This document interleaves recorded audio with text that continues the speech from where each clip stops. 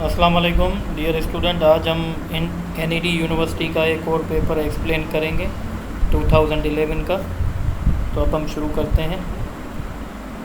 Question number 1, the speed of sound wave travelling through air does not depends upon. तो जो sound की speed होती है air में वो किस पे डिपेंड नहीं करती। तो स्पीड टेम्परेचर पे डिपेंड करती है, गैसेस इन एयर पे डिपेंड करती है, पर एयर का जो प्रेशर है उस पर डिपेंड नहीं करती है, इसीलिए इसका ऑप्शन बी होगा। क्वेश्चन नंबर 2 जो कि एक न्यूमेरिकल है, चैप्टर नंबर 13 से दिया गया है। 1 mega ohm resistor is connected for 1 minute to a potential difference of 1 kilo volt. The heat developed in the resistor. ये चैप्टर नंबर 13 से दिया गया है, ये न्यूमेरिकल है। सबसे पहले हम कैलकुलेट करेंगे पावर का फार्मूला V²/R। वोल्टेज दी गई है 1 किलो को जब हम स्टैंडर्ड फॉर्म में लिखेंगे तो 10⁻³ होल स्क्वायर, और मेगा 10⁻⁶। ये 10⁻⁶ हो जाएगा। 10⁻⁶, 10⁻⁶ आपस में कैंसिल 1। एनर्जी कैसे मिलती है? Power multiplied by time. Power हमने कैलकुलेट किया है 1 है, टाइम 1 मिनट के अंदर 60 सेकंड्स होते हैं, तो इसका मतलब है 60 जूल। इसका ऑप्शन सी होगा। उसके बाद question number 3, electric flux is the. ये चैप्टर नंबर 12 से लिया गया है। तो आप लोगों को पता है इलेक्ट्रिक फ्लक्स जो है वो एक किस्म की डॉट प्रोडक्ट है इलेक्ट्रिक फील्ड और सरफेस एरिया की या नॉर्मल एरिया की, और flow of electric line through surface और स्केलर। तो ये सारे पॉइंट सही हैं, इसीलिए इसका ऑप्शन जो है वो डी होगा। Question number 4, to convert a galvanometer into ammeter you would add.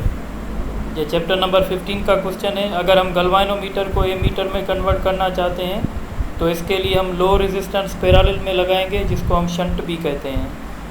तो इसका ऑप्शन जो होगा सी होगा।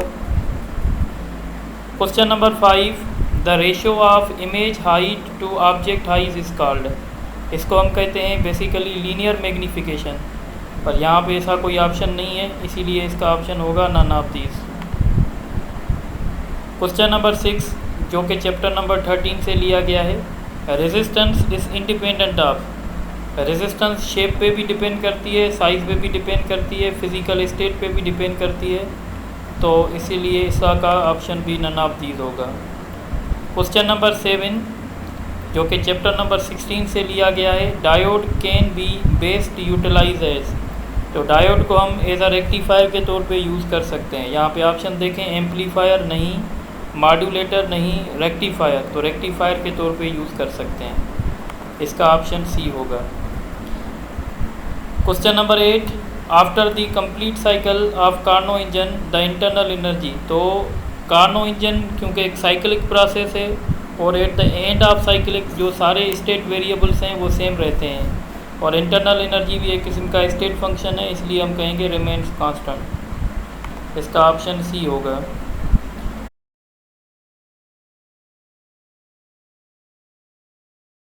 अच्छा, आप देख लेते हैं क्वेश्चन नंबर 9। क्वेश्चन नंबर 9 है, a wire heated to high temperature and electrons are given off, this is known as. तो जब हम किसी मेटल को हीट करते हैं और उसमें से इलेक्ट्रॉन्स निकलते हैं, इस प्रोसेस को थर्म आयोनिक इमिशन कहते हैं, इसलिए इसका सही ऑप्शन जो होगा वो डी होगा। अगर लाइट इंसिडेंट करवाएं फिर इलेक्ट्रॉन निकलें तो उसको फोटो इलेक्ट्रिक इफेक्ट कहते हैं। Question number 10, two forces of magnitude 3 newton and 4 newton and their resultant is 5 newton, what will be the angle. तो एक बात याद रखिएगा कि जब दो वेक्टर्स के बीच में एंगल 90 डिग्री होती है तो उनका रिजल्टेंट हम पाइथागोरस थ्योरम से निकालते हैं। तो यहाँ पे पाइथागोरस थ्योरम सेटिस्फाई हो रहा है, इसलिए हम कहेंगे कि हमारी एंगल जो है फोर्सेस के बीच में वो 90 डिग्री होगी। Question number 11, the radio broadcasting station emits radio frequency waves of 100 megahertz, the wavelength of the wave. तो अगर हमें वेवलेंथ चाहिए, फ्रीक्वेंसी हमें दी जा रही है, फ्रीक्वेंसी हमें मिली हुई है 100 मेगाहर्ट्ज़, मेगा को रिमूव करेंगे 10⁻⁶। स्पीड ऑफ लाइट, क्योंकि रेडियो वेव एक इलेक्ट्रोमैग्नेटिक वेव है जो स्पीड ऑफ लाइट से मूव करती है। अब हम लैम्डा वेवलेंथ ऐसे फाइंड कर सकते हैं C/F। C की जगह पे हमने ये रखा और F की जगह पे, तो ये 100 की वजह से 10⁻² बनेगा और 10⁻6 ये आपस में कैंसिल हो जाएंगे, तो इसका आंसर होगा 3 मीटर। इसीलिए मैं हाईलाइट करूँगा 3 मीटर यानी ऑप्शन बी। उसके बाद क्वेश्चन नंबर 12 है जो कि चैप्टर नंबर 19 से लिया गया है। Control fission reaction take place. तो कंट्रोल फिजन रिएक्शन जो होता है वो हमेशा न्यूक्लियर रिएक्टर में टेक प्लेस करता है, तो इसका ऑप्शन बी होगा। Question number 13, light is prove to be transverse in nature by. तो लाइट ट्रांसफ़र वेव है, ये हमें पोलराइजेशन से पता चलता है, इसलिए इसका ऑप्शन ए होगा। अगर आप चाहें तो मेरा पोलराइजेशन पे लेक्चर भी है, उसको भी सुन सकते हैं। क्वेश्चन नंबर 14 जो कि चैप्टर नंबर 3 से लिया गया है। The rate of change in linear momentum. तो rate of change in linear momentum को हम फोर्स कहते हैं, इसका ऑप्शन जो होगा वो सी होगा। अब क्वेश्चन नंबर 15 देखें जो कि चैप्टर नंबर 12 से लिया गया है। The law that governs the force between electric charges was given by. तो इलेक्ट्रिक चार्जेस के बीच में जो फोर्स है उसके लिए जो लॉ है हमारे पास वो कूलम्स ने दिया था, इसीलिए इसका ऑप्शन जो है वो डी होगा। Question number 16, motion of charge particle is controlled in J Thomson experiment. तो ये जो charge to mass ratio topic है हमारे सिलेबस में चैप्टर नंबर 14 में, वहाँ पे आपने देखा था कि हम इलेक्ट्रॉन के मोशन को कंट्रोल करते हैं इलेक्ट्रिक और मैग्नेटिक फील्ड से, तो इसका ऑप्शन ए होगा। क्वेश्चन नंबर 17, अ पार्टिकल जो कि चैप्टर नंबर 4 से है। A particle completes 10 oscillation in 4 second, the period is. तो पीरियड का जो फार्मूला है total time taken divided by number of oscillation.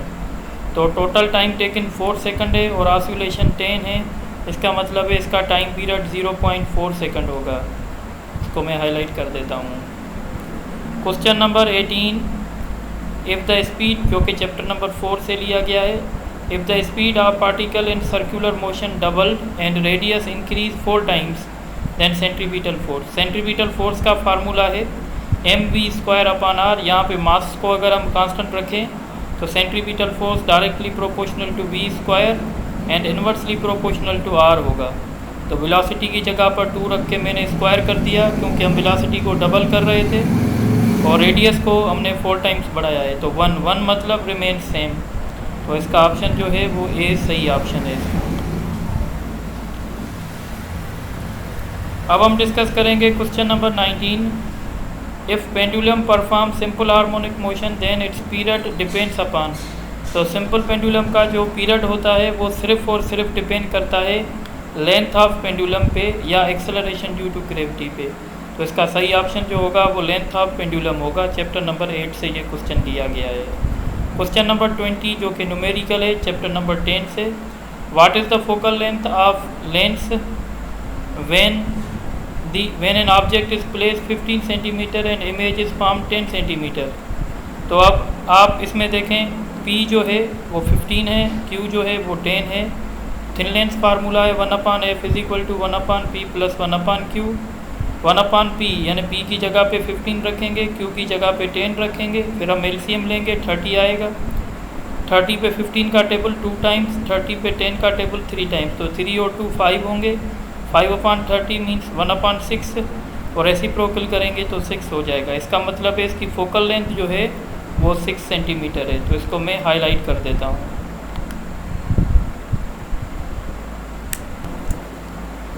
अब हम डिस्कस करेंगे question number 21। Question number 21 again numerical है।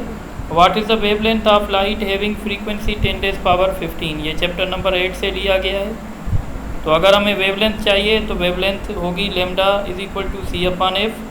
c के स्पीड ऑफ लाइट है 3 × 10⁸, इसकी जगह 3 × 10⁻15, तो इसका सही ऑप्शन होगा 3 × 10⁻⁻7।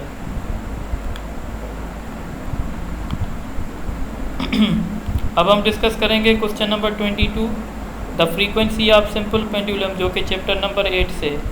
तो फ्रीक्वेंसी टाइम पीरियड का रेसिप्रोकल होता है। टाइम पीरियड का formula t is equal to two pi under root L upon G होता है। अब हमें रेसिप्रोकल करना पड़ेगा। जब 2 पाई का रेसिप्रोकल करेंगे तो 1 अपान 2 पाई हो जाएगा, और रेडिकल जी अपान एल का करेंगे तो जी अपान एल आ जाएगा। इसलिए इसका सही ऑप्शन जो है वो सी हो जाएगा। फिर question number 23, the apparatus use to compare the EMF of 2 cells. ये रिपीट हो चुका है 2-3 मरतबा, NED की टेस्ट में आ चुका है। तो EMF, 2 सेल का EMF कंपेयर करने के लिए हम हमेशा पोटेंशियोमीटर यूज़ करते हैं। इसका ऑप्शन सी सही है।